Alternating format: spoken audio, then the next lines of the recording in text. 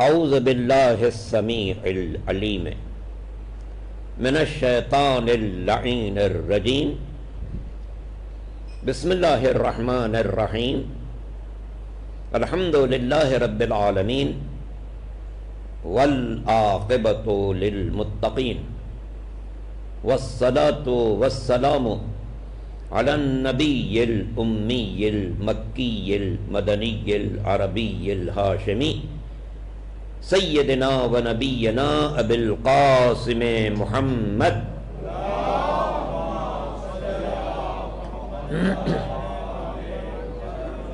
و آلہ الطیبین الطاہرین المعصومین المظلومین الغر المیامین الذین اذهب اللہ عنہم الرجس وطہرہم تطہیرا.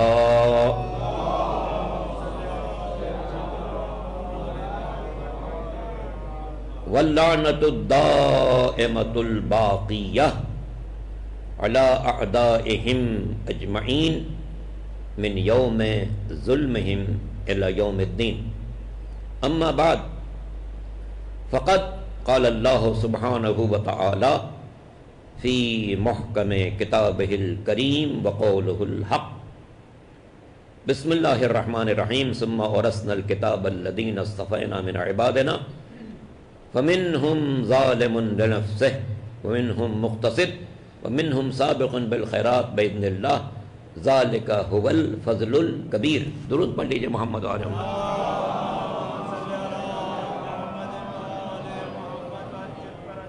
وعجل فرجهم. سورہ مبارک فاطر قرآن مجید کے سوروں میں سے اس کا نمبر 35 ہے اور آیت کا نمبر 32 ہے. وارث کتاب کا تذکرہ ہے. ارشاد قدرت ہے ثم اورثنا الکتاب الذین اصطفینا من عبادنا. پھر ہم نے وارث بنا دیا اپنے بندوں میں سے انہیں جنہیں ہم نے خود منتخب کیا. انتخاب کرنے کا حق اسی کو ہے. معزز عالم دین تشریف فرمائے، اللہ ان کو سلامت رکھے. ارشاد قدرت ہے وَرَبُّكَ يَخْلُقُ مَا وَيَخْتَارُ وَرَبُّكَ يَخْلُقُ وَيَخْتَارُ مَا يَشَاءُ مَا كَانَ لَهُمُ الْخِيَارَةُ. تمہارا پروردگار ہی پیدا بھی کرتا ہے، وہی جس کو چاہے منتخب کرتا ہے. مَا كَانَ لَهُمُ الْخِيَارَةُ. بندوں کو کوئی اختیار نہیں ہے. یہ عہدہ نبوت و امامت یہ میونسپلٹی کا عہدہ نہیں ہے جو پنچایت سے لوگ طے کرنے کے ساتھ فلا آدمی بیٹھا جائے. نہیں، اللہ یعلم حیث یجعل رسالتہ. اللہ جانتا ہے کہ اپنے پیغام کا ذمہ دار کس کو بنائے. کس میں اتنی طاقت ہے کس کے بوجھ کو برداشت کرے. پورے معاشرے کی مخالفت مول لے کر حق کا پیغام پہنچائے. اللہ جانتا ہے، دل کی طاقت وہ جانتا ہے. آج کی مجلس آپ جانتے ہیں کہ ہمارے دوسرے امام حضرت امام حسن مجتبیٰ علیہ السلام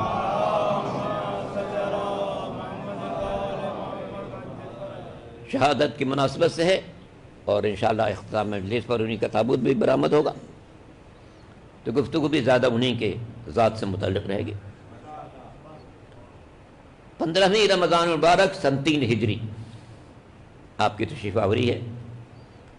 میں نے کل بچوں کے لیے ایک بات عرض کی تھی، امید ہے بچوں کو یاد ہوگی کہ امام حسن مجتبیٰ علیہ السلام امام تو دوسرے ہیں، مگر چند عنوانات ایسے ہیں جن پر غور کریں تو وہ پہلے بھی ہیں، وہ دوسرے بھی ہیں، وہ تیسرے بھی ہیں، وہ چوتھے بھی ہیں، اور برادران سنت کے مسلک کے مطابق 5ویں بھی ہیں.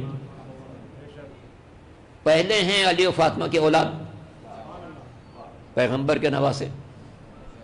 دوسرے ہیں امام برحق. تیسرے ہیں ہادی و برحق.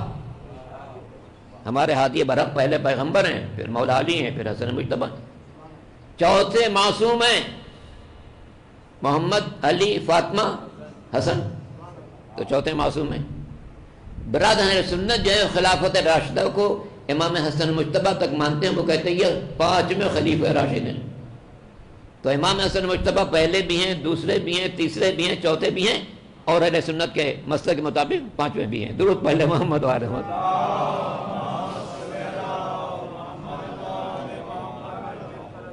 تو ولادت باسعادت 15 رمضان مبارک سن 3 ہجری،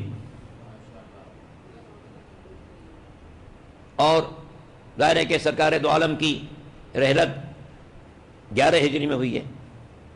اس وقت آپ کا سن مبارک تقریباً 8 سال ہوگا، بلکہ 7.5 سال ہوگا۔ رمضان مبارک سے لے کے 11 ہجری کے سفر کے مہینے تک 7.5 مہینے بنتے ہیں، 7.5 سال بنتے ہیں۔ مگر عجیب منزل ہے امام کی، غور کیجئے گا، کیا الفت تھی پیغمبر کے نواسوں سے، کس قدر احترام تھا ان بچوں کا، نگاہ قدرت میں بھی، نگاہ رسالت میں بھی۔ جب شب عید بچوں سے شہزادی کونین خاتون جنت جناب فاطمہ زہرا سلام اللہ علیہا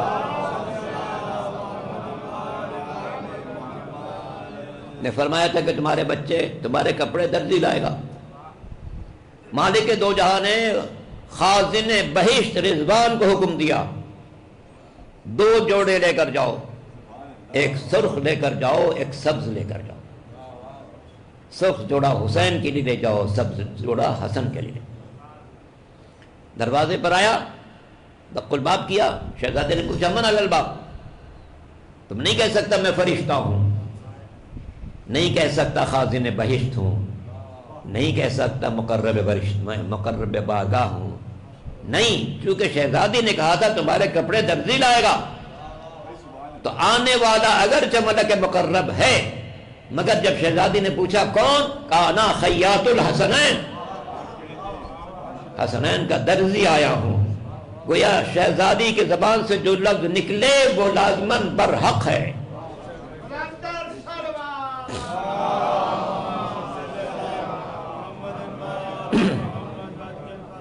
صبح ہوئی، یہ بچے چلے نانا کے ساتھ عیدگاہ کی طرف۔ مدینے میں انشاءاللہ خدا تعالیٰ یہ کورونا وائرس سے سب کو آزاد کرے اور دنیا پھر سے فری ہو جائے، مدینے جائیں تو وہ جگہ بھی دیکھیں گے جہاں سرکار دو عالم نے نماز عید ادا کی تھی۔ تو عید کے لیے بچے چلیں، نانا کے ساتھ چلے۔ مدینے کے سب لوگ جا رہے ہیں، کچھ پیدل جا رہے ہیں، کچھ اونٹوں پر جا رہے ہیں۔ تو بعض اونٹوں پر بچے بیٹھے ہوئے تھے۔ ان شہزادوں نے نانا سے کہا نانا ان بچوں کی تو سواری ہے ہماری سواری کی طرح، نانا ان بچوں کی تو سواری ہے ہماری سواری کا۔ تو پیغمبر نے اونٹ کی شکل اختیار کی، بچوں کو بٹھایا کاندھے پر، چلے۔ راستے میں کسی نے دیکھا، کہا اچھا بچوں تمہاری سواری کتنی اچھی ہے۔ حضور نے فرمایا یہ تو دیکھ لو سواری کتنی اچھی ہے، یہ کیوں نہیں دیکھتے سوار کتنے اچھے ہیں۔ سرکار دو عالم سواری ہیں تو جوانان جنت کے سردار جو ہیں اس پر سوار ہو کر جاؤ۔ کمال محبت کی علامت۔ اگر سرکار دو عالم خطبہ دے رہے ہوں، ذکر خدا کر رہے ہوں اور شہزادے آ جائیں، تاریخ میں محفوظ ہے بات کہ پیغمبر نے خطبہ روکا، منبر سے اترے، بچوں کو اٹھایا، لا کر اپنے زانوں پر بیٹھے۔ اب تک ذکر خدا ہو رہا تھا، اب ذکر حسن و حسین ہو رہا ہے، تاکہ دنیا پر واضح ہو جائے یہ بچے نگاہ قدرت میں کتنے عزیز ہیں۔ اس سے کہ سرکار دو عالم ما ینطق عن الہوی ان هو الا وحی یوحی، پیغمبر اپنی خواہش سے کوئی کلام نہیں کرتے، وہ تو وحی الہی کی ترجمانی کرتے۔ تو بچوں کو بارے میں جو کہہ رہے ہیں وحی کے مطابق کہہ رہے ہیں۔ کمال فصاحت کی منزل ہے۔ جس طرح مولا کائنات کی کتاب نہج البلاغہ ہے، اسی طرح امام حسن کے ارشادات کا ایک مجموعہ ہے کلام الامام الحسن، عربی میں شائع ہوا، اردو میں کسی نے ترجمہ کیا ہے لیکن یہ بھی شائع نہیں ہوا، ہو جائے گا انشاءاللہ۔ بالکل جس طرح مولا کے خطبے اسے امام حسن کے خطبے، مولا کے حکیمانہ ارشادات اسی طرح سے امام حسن کے ارشادات، مولا کے اشعار اسی طرح سے امام حسن کے ارشاد. اس کا نام ہے کلام الامام الحسن. غیر معمولی منزل ہے امام حسن مجتبی کی. غور کیجیے گا، میں نے عرض کیا کہ سن 3 ہجری رمضان المبارک میں دنیا میں تشریف لائے ہیں اور 11 ہجری کے سفر میں حضور دنیا سے گئے ہیں. تو رحلت کے وقت 7.5 سال کی عمر. یہ واقعہ جو بیان کرنے والا ہوں رحلت سے بہت پہلے کا ہے، تو بظاہر 5-6 سال کی عمر رہی ہوگی. پیغمبر شہر سے باہر ایک باغ میں بیٹھے ہوئے تھے.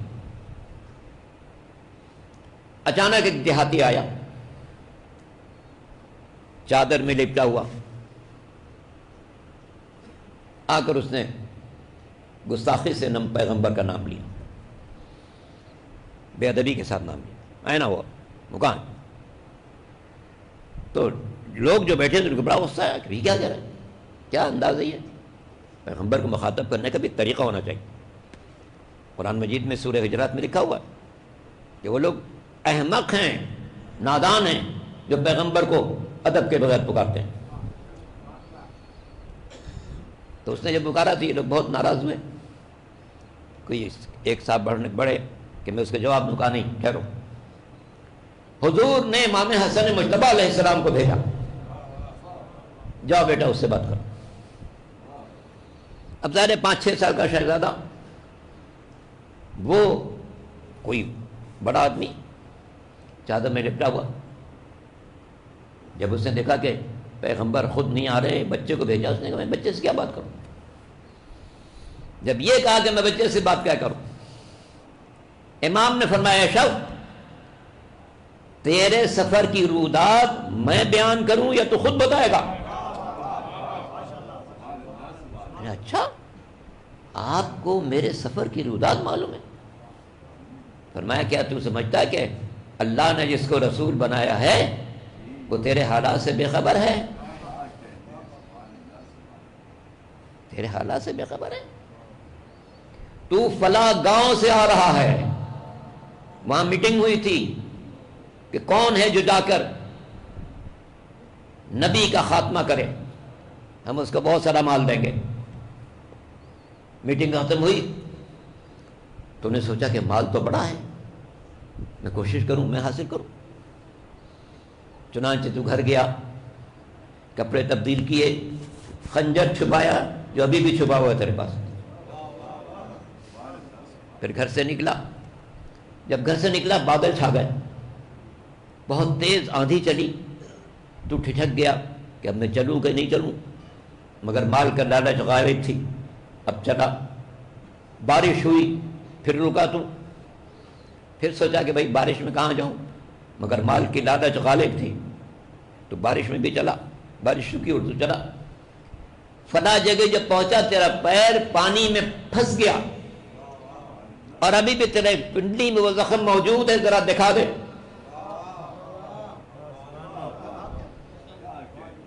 اسی طرح سے تو لنگڑاتا ہوا گھبراتا ہوا یہاں تک پہنچ گیا. کیا تو یہ سمجھتا ہے کہ جس نے ان کو رسول بنایا وہ ان کی حفاظت نہیں کرے گا؟ جب اس نے باتیں سنی تو اچھا جس کا نواسا اس شام کا ہو وہ نانا کیسا ہوگا. اس نے خنجر پھینکا، سرکار کی خدمت میں حاضر ہوا کہ میں بہت معذرت چاہتا ہوں کہ مجھے پیسے کی لالچ نے یہاں تک پہنچایا، لیکن آپ کے اس بچے کی وجہ سے میں یقین رکھتا ہوں کہ آپ اللہ کے رسول ہیں. اشہدو ان لا الہ الا اللہ اشہدو ان محمد رسول اللہ.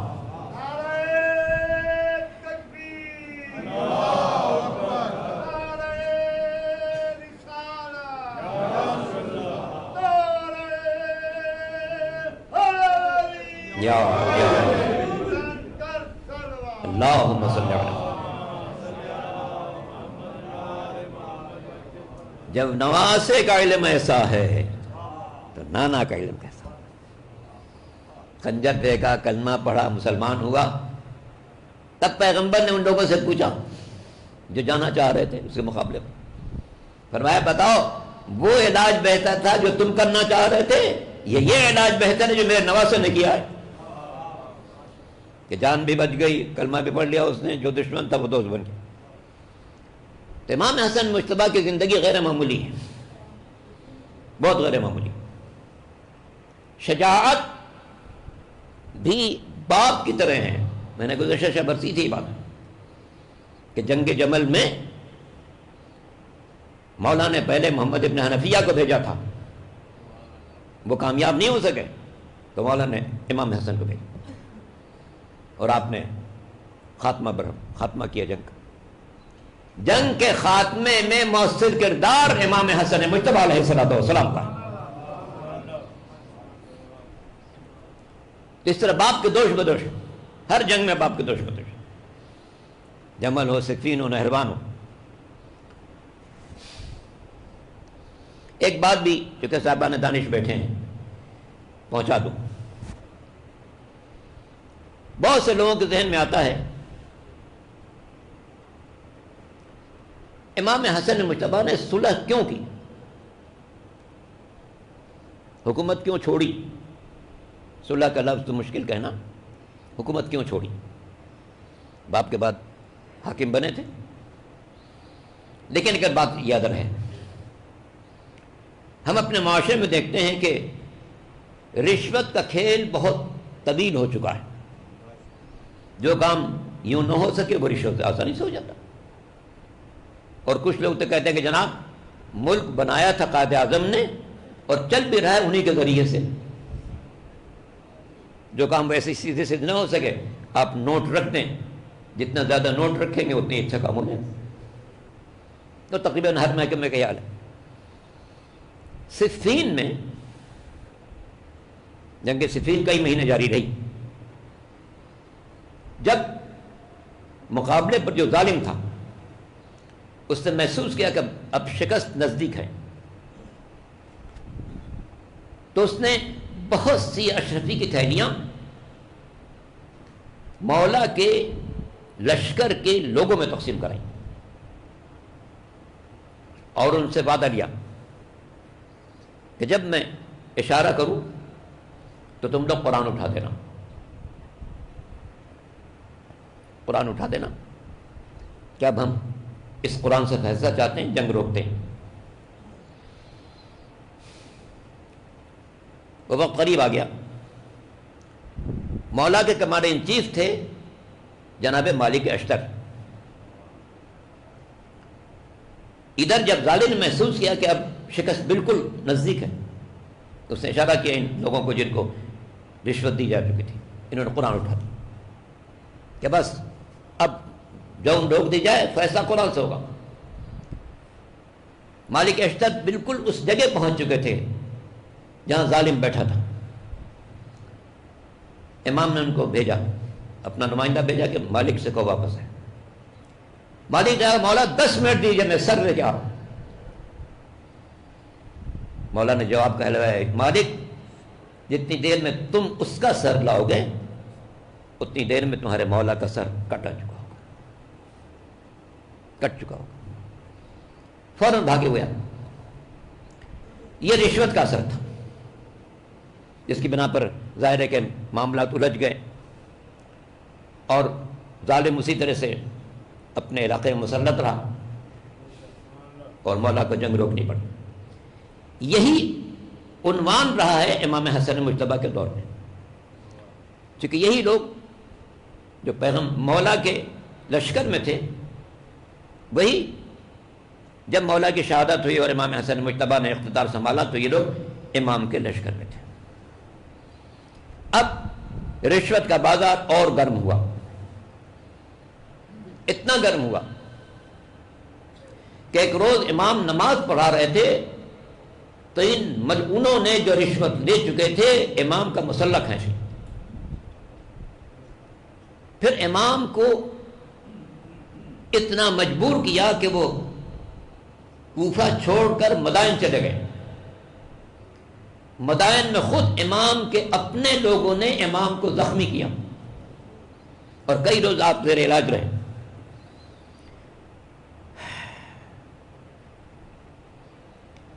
ایسی حالت میں کیسے مقابلہ ہو سکتا؟ ظالم نے امام کے پاس میسج بھیجا کہ آپ کے سب لوگ جتنے نمایاں افراد ہیں سب میرے قبضے میں آ چکے ہیں، باقی لوگوں کی اگر آپ بقا چاہتے ہیں تو حکومت چھوڑ دیجیے۔ آل محمد کے لیے حکومت کوئی چیز نہیں ہے، ان کے نزدیک کوئی حیثیت نہیں ہے۔ مولا کائنات امیر المومنین علی بن ابی طالب علیہ الصلوۃ والسلام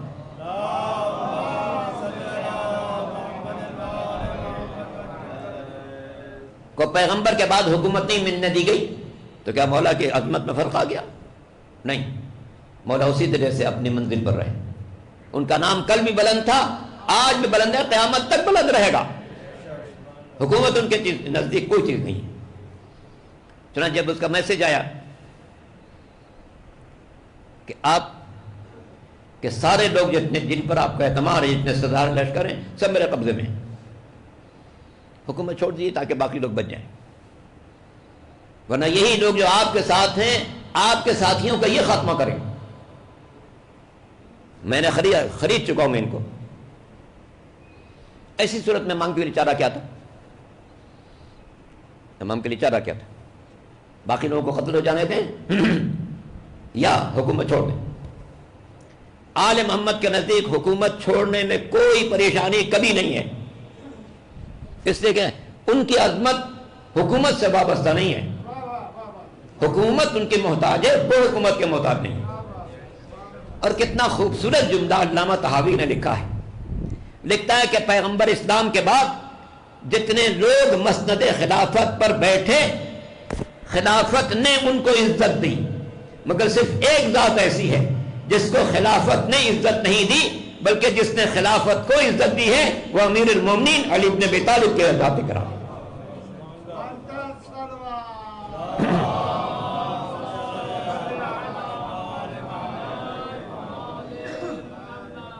تو جب اس نے دستاویز دیجیے کہ میں سادہ کاغذ بھیج رہا ہوں، آپ جو چاہے شرائط لکھ دیں، حکومت چھوڑ۔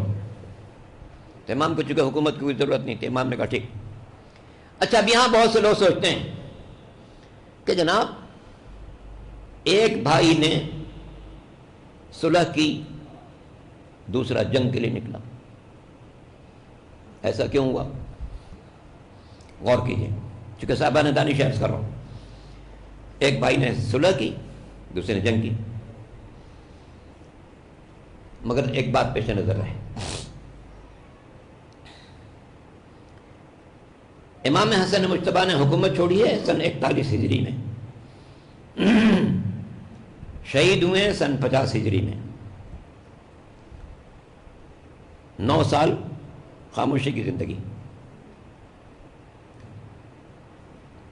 50 ہجری میں منصب امامت پر حسین ہے، امام حسین ہے۔ امام حسین نے کب تک خاموشی اختیار کی؟ سن 60 ہجری تک۔ غور کیجئے، امام حسن مجتبیٰ نے خاموشی اختیار کی 9 برس، امام حسین نے خاموشی اختیار کی 10 برس۔ حاکم وہی تھا نا شام کا، تو حاکم شام جب تک اپنی جگہ رہا، امام حسن بھی خاموش، امام حسین بھی خاموش۔ جب شام میں حکومت بدلی اور نیا جو حاکم بنا اس نے بیعت کا مطالبہ کیا۔ غور کیجئے، بیعت کا مطلب بیچ دینا، ہم اپنے آپ کو آپ کے ہاتھوں بیچ دیں کہ آپ جو چاہیں کریں۔ پیغمبر اسلام سے جو لوگ بیعت کرتے تھے وہ یہی ہوتا تھا کہ ہماری جان آپ کے ہاتھ میں ہے، آپ چاہیں گے ہم رہیں گے، آپ چاہیں گے میدان میں جا کے شہید ہو جاؤ، ہم شہید ہو جائیں گے۔ تو بیعت کا معنی بیچ دینا ہے۔ کبھی کوئی الہی نمائندہ کسی غیر کی بیعت کر نہیں سکتا۔ نہ آدم نے ابلیس کی بیعت کی ہے، نہ ابراہیم نے نمرود کی بیعت کی ہے، نہ موسیٰ نے فرعون کی بیعت کی ہے، نہ عیسیٰ نے قوم یہود کی بیعت کی ہے، نہ پیغمبر نے ابو سفیان و ابو جہل و ابو لہب کی بیعت کی ہے، نہ مولا نے منافقین کی بیعت کی ہے، نہ حسن مجتبیٰ نے حاکم شام کی بیعت کی ہے، نہ حسین ابن علی یزید ابن معاویہ کی بیعت کر سکتے۔ وہاں بیعت کا مطالبہ ہے، یہاں حکومت چھوڑنے کا مطالبہ ہے۔ حکومت ان کے نزدیک کوئی حیثیت نہیں رکھتی، لے جاؤ، اس حکومت کی ہمیں کوئی حیثیت نہیں ہے، اس لیے کہ امام وقت کا کام ہدایت بشر ہے، حکومت کی اضافی ذمہ داریاں ہیں اس پر آ جاتی ہیں۔ مولا کائنات امیر المومنین علی بن ابی طالب علیہ السلام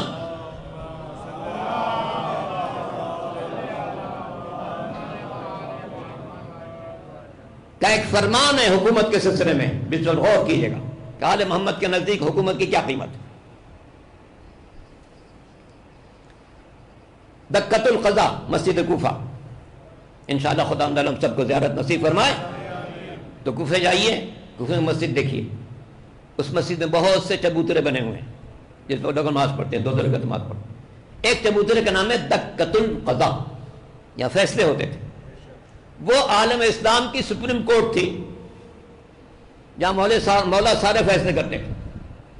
تو ایک روز مولا اس چبوترے پر بیٹھے تھے، ساتھ میں ابن عباس بیٹھے تھے۔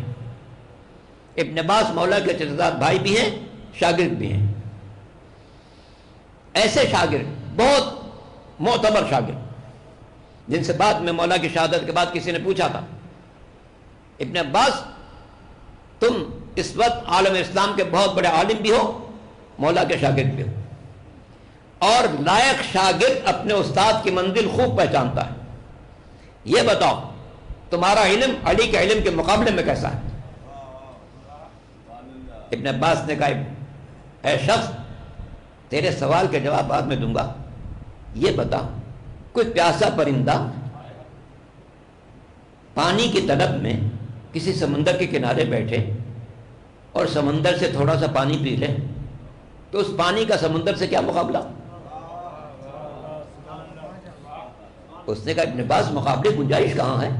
پیاسا پرندہ کبھی ندی کنارے، نالے کنارے، دریا کنارے، سمندر کنارے بیٹھتا ہے، پانی پی لیتا ہے، چند قطرے پانی پیتا ہے، اس کا سمندر سے کیا مقابلہ؟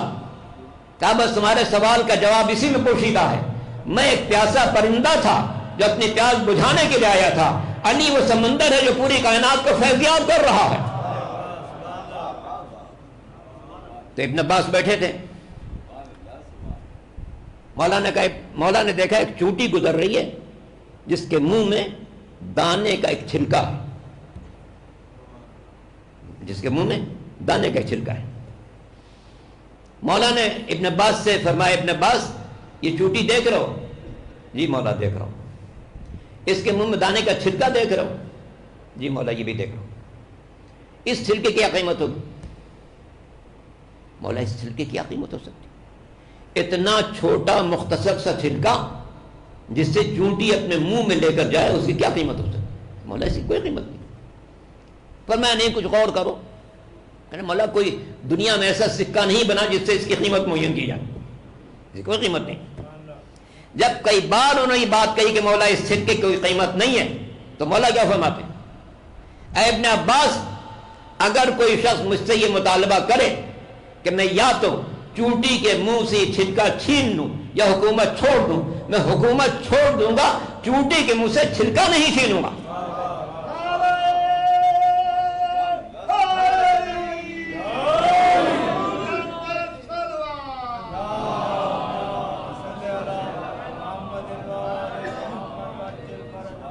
اس لیے کہ میں دنیا سے ظلم کو مٹانے کے لیے آیا ہوں، بڑھانے کے لیے نہیں آیا۔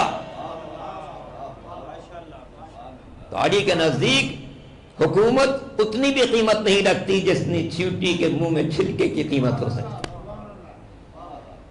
تو ٹھوکر مار دیا امام حسن مجتبیٰ نے، لے جاؤ اپنی حکومت۔ ہاں بیعت نہیں کر سکتا کوئی الہی نمائندہ کبھی بیعت نہیں کر سکتا۔ امام حسن سے ظالم نے حکومت مانگی تھی، بیعت نہیں مانگی تھی۔ امام حسین سے ظالم نے حکومت نہیں مانگی تھی، بیعت مانگی تھی۔ الہی نمائندہ بیعت نہیں کر سکتا، حکومت چھوڑ سکتا۔ تو بھائی نے بتا دیا، اسی لیے فرق ہے۔ پیغمبر کا مشہور فرمان ہے الحسن والحسین امامان قاما و قعدا، حسن حسین دونوں امام ہیں، چاہے بیٹھے رہیں یا کھڑے ہو جائیں، امام ہی ہے، جوانان جنت کے سردار ہیں، ان کا ہر عمل مشیت پروردگار کے مطابق، وما تشاءون الا ان یشاء اللہ، اے آل محمد تم صرف وہ چاہتے ہو جو اللہ چاہتا ہے، صرف وہ چاہتے ہو جو اللہ چاہتا ہے۔ امام حسن کی زندگی، ایک واقعہ اور بتا دوں جسے اندازہ کیجئے، اور یہ امام حسن کا حکومت چھوڑنا بالکل ویسے ہی جیسے سرکار دو عالم حضرت محمد مصطفیٰ صلی اللہ علیہ وسلم نے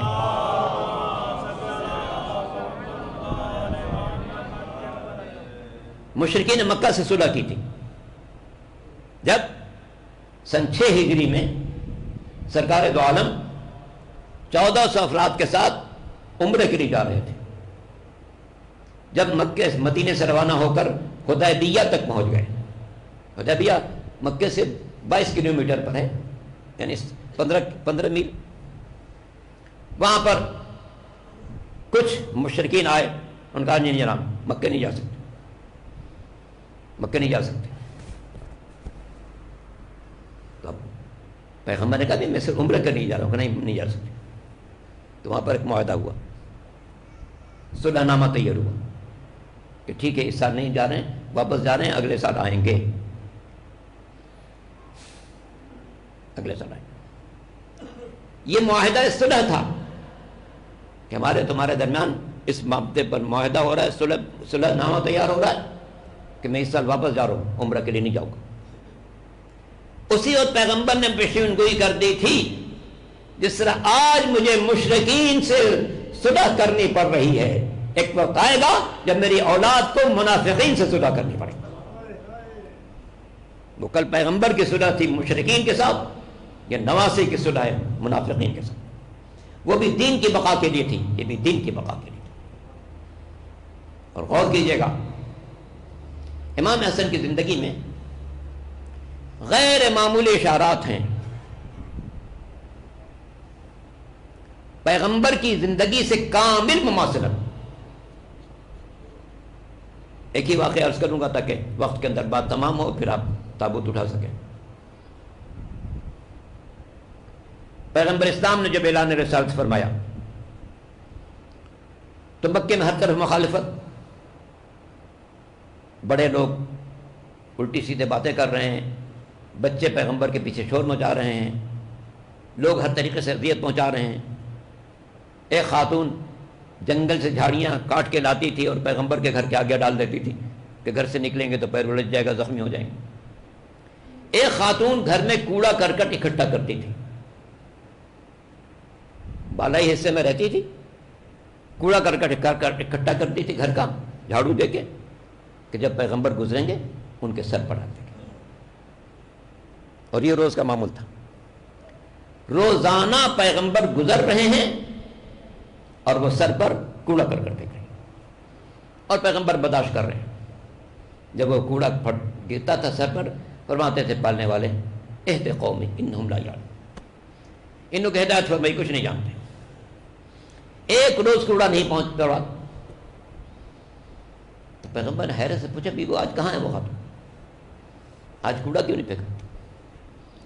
بتایا گیا بیمار ہے۔ فرمایا اچھا چلو عیادت کریں، یہ ہے خلق مجسم، چلو عیادت کریں۔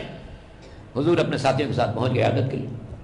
اس خاتون نے دیکھا کہ اچھا اپنے ساتھیوں کے ساتھ آ رہے ہیں، کہنے اچھا آج میں بیمار ہوں، آپ مجھ سے بدلہ لینے آئے؟ فرمایا نہیں، میں نے سنا بیمار ہے تو عیادت کرنے آیا ہوں۔ یہ سننا تھا کہ اٹھی قدموں پر سر رکھ دیا، یقیناً آپ اللہ کے رسول ہیں، یقیناً آپ اللہ کے رسول ہیں۔ اس سے ایسا خلق عظیم کسی کا نہیں ہو سکتا کہ جو روزانہ کوڑا کرکٹ پھینک رہی ہو، آج بیمار ہے اس کی عیادت کر چلے جائیں۔ چنانچہ کلمہ پڑھا، حلقہ اسلام میں داخل ہو گئے۔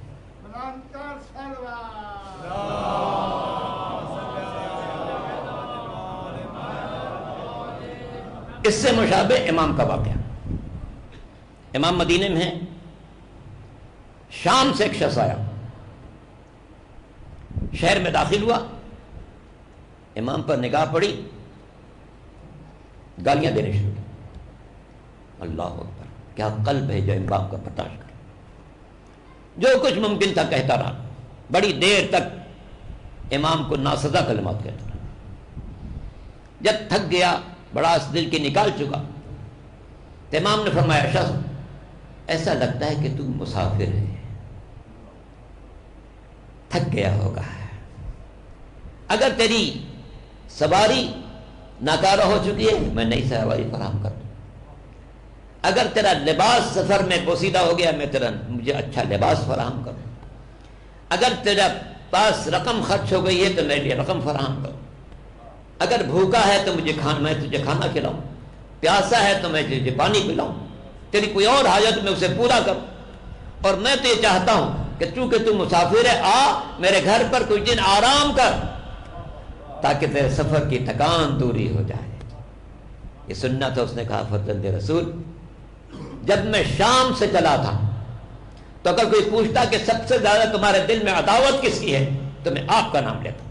لیکن آپ کے حسن سلوک کو دیکھ کر اب اگر کوئی مجھ سے سوال کرے گا تمہارے دل میں محبت کس کی سب سے زیادہ ہے تو میں کہوں گا امام حسن مجتبی علیہ الصلوۃ والسلام کے بارے. تو آل محمد کا کردار دلوں کی حکمرانی ہے، زمینوں کی حکمرانی نہیں ہے. زمینوں کی حکمرانی نہیں ہے کہ فلاں ملک پر قبضہ کر لو، فلاں ملک پر قبضہ کر لو، فلاں ملک پر قبضہ کر لو. یہ دلوں کے حکمران ہیں. جنہوں نے زمینوں پر قبضہ کیا تھا مٹ گئے، جنہوں نے دلوں پر حکمرانی کی تھی وہ قیامت تک زندہ رہیں گے. قلب انسانی میں ان کی حکمرانی قیامت تک برقرار رہے گی. یہ مجالس اسی بات کی علامت ہے کہ ہمارا دل ان کے ساتھ ہمیشہ رہے گا. اس سے کہ یہی وجہ تخلیق کائنات ہیں. انہی کو پیغمبر نے چادر میں لیا تو دعا کی اللہم ہاؤلاء اہل بیتی وخاصتی وحامتی لحمہم لحمی ودمہم دمی یعلمنی ما یعلمہم ویحزننی ما یحزنہم انا حرب لمن حاربہم وسلم لمن سالمہم وعدو لمن عاداہم ومحب لمن حبہم انہم منی وانا منہم فجعل صلواتک وبرکاتک ورحمتک وغفرانک ورضوانک علی وعلیہم واذہب عنہم الرجس وطہرہم تطہیرا.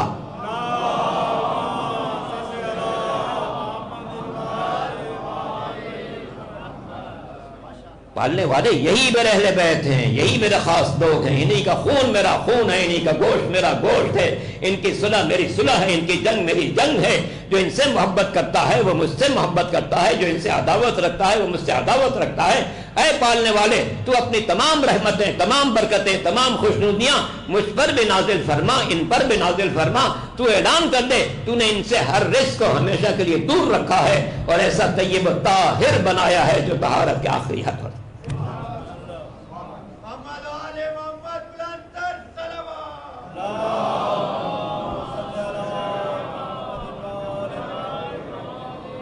تو انہم منی وانا منہم، یہ مجھ سے ہیں اور میں ان سے ہوں. میری صلح ان کی صلح، میری جنگ ان کی جنگ.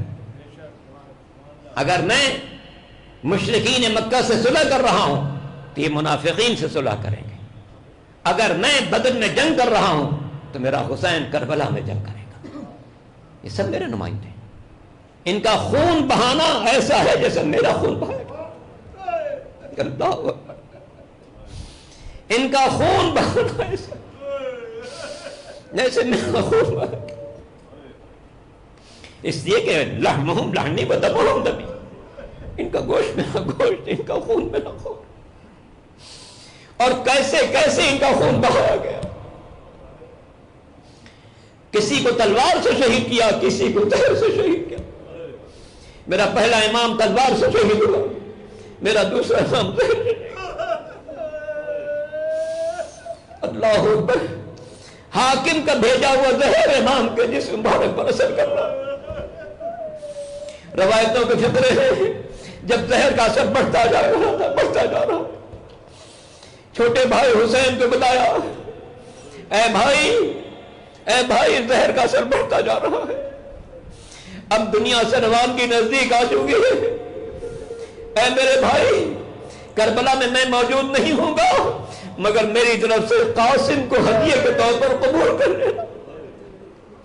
اور آپ جانتے ہیں کہ ایک تعویذ جناب قاسم کے بازوؤں پر امام نے باندھا تھا، بیٹا جب کوئی سخت وقت آئے تو اس تعویذ کو کھول کر پڑھ لینا۔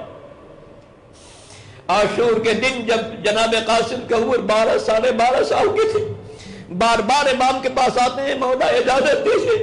امام فرماتے بیٹا ابھی تم پر جہاد واجب نہیں ہوا۔ بچہ پھر اصرار کرتا ہے، امام پھر فرماتے ہیں تم پر جہاد واجب نہیں۔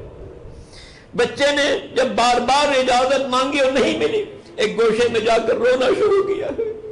دنیا والوں غور کریے، بچہ کس بات پر رو رہا ہے؟ یہ اس بات پر رو رہا ہے کہ مجھے مرنے کی اجازت نہیں مل رہی۔ روتے روتے خیال آیا کہ میرے بازو پر ایک تعویذ بندھا ہوا ہے، اور میرے بابا نے کہا تھا کہ جب کوئی مشکل وقت ہوتی تعویذ کھول کر پڑھ لینا۔ قاسم نے سوچا آج سے زیادہ مشکل وقت کون سا ہو سکتا ہے جب لوگ مسلسل شہید ہو رہے ہیں، ہر طرف بھوک ہے، پیاس ہے، ظلم ہے، جور ہے۔ تعویذ کو کھولا تو اس میں خط لکھا ہوا تھا۔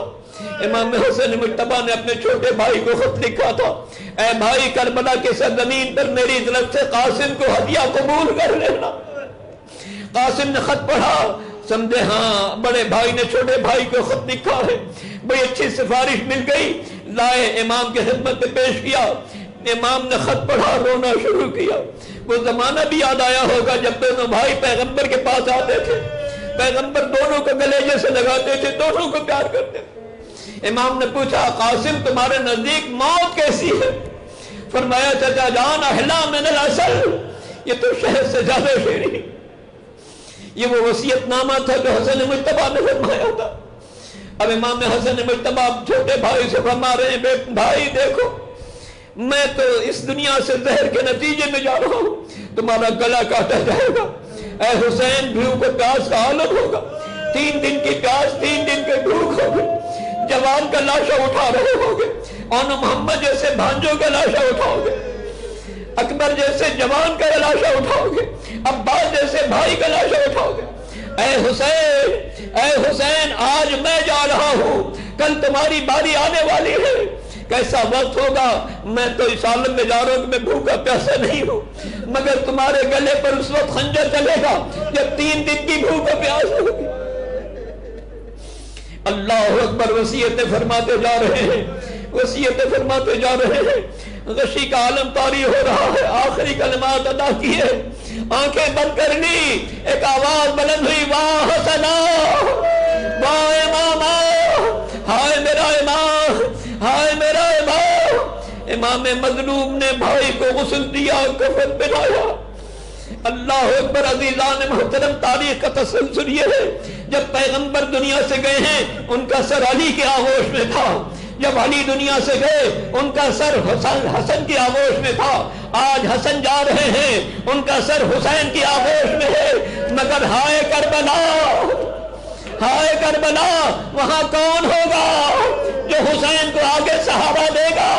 ہاں عجب نہیں، جنت سے روح سید آئی ہوگی، آ میرے بیٹے حسین، آ میرے لال جسے چکی پیس پیس کر بالا تھا۔ اجلکم علی اللہ، آخری جملوں کی رحمت ہے۔ ارباب تاریخ نے لکھا ہے امام حسین نے اپنے بھائی کو غسل دیا، کفن پہنایا، نماز جنازہ ادا کی، لاکھوں کا مجمع تھا، پورا مدینہ سوگوار نظر آ رہا تھا۔ اس کے بعد جنازہ لے کر چلے ہیں۔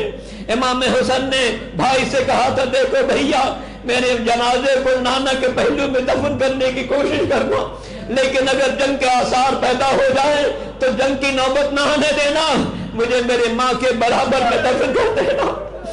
امام حسین اپنے بڑے بھائی کا جنازہ لے کر چلے، مگر دشمنوں نے یہ قبول نہ کیا کہ نانا کے پہلو میں نواسے کو دفن کیا جائے۔ وہ نانا جو نواسے کو گلے سے لگاتے تھے، آج برابر میں دفن کی اجازت نہیں مل رہی تھی، دفن کی اجازت نہیں مل رہی تھی۔ جب امام حسین نے محسوس کیا کہ جنگ چھڑ سکتی ہے، واپس لے کر چلے، ماں کے قبر کے قریب پہنچے، وہاں پر قبر تیار تھی، حسن مجتبی کو قبر میں اتارا گیا۔ میرا دل کہتا ہے جس وقت حسین اپنے بھائی کو قبر میں اتار رہے ہوں گے انہیں یاد آئے گا کربلا کی سرزمین ہوگی، میرا لاشا پڑا ہوگا، کوئی اٹھانے والا نہ ہوگا۔ اے بھائی حسن، آپ کے جنازے کے موقع پر لاکھوں افراد موجود ہیں، مگر جب میرا جنازہ کربلا کی سرزمین پر پڑا ہوگا کوئی اٹھانے والا نہ ہوگا۔ اے بھائی، آپ کے جنازے کو بڑے احترام سے قبر میں اتارا گیا ہے، مگر اے میرے بھائی، میرا لاشا گھوڑوں کی ٹانپوں سے بوال کیا جائے گا۔ اے بھائی، آپ کے جنازے پر بھی تیر آیا ہے، مگر میرے جسم پر اتنے تیر آئیں گے کہ میرا بیٹا سید ساجدین جب مجھے دیکھے گا تو اسے جگہ نہیں نظر آئے گی، ہر طرف تیروں کی بارش نظر آئے گی۔ اللہ اللہ، آخری جملے کی اجازت ہے، تابوت آنے والا ہے، ہم بڑے احترام سے تابوت اٹھاتے ہیں، اس لیے کہ اس تصور کے ساتھ اے مولا ہم اس وقت موجود نہیں تھے، آپ کے جنازے کے ساتھ چلتے ہم اس تصور کو آج آپ کا جنازہ اٹھا رہے ہیں۔ جس مظلوم کے جنازے میں ہم کل شریک نہ ہو سکے تھے، آج تابوت دے کر چل رہے ہیں۔ واہ حسنا، واہ اماما، واہ مجتبی، اے میرے مولا، کل آپ کے جنازے میں نہ آ سکے تھے، جنت البقیع میں آپ کو سپرد لحد کیا گیا۔ حسین کا لاشا کربلا کی زمین پر گھوڑوں کی ٹانپوں سے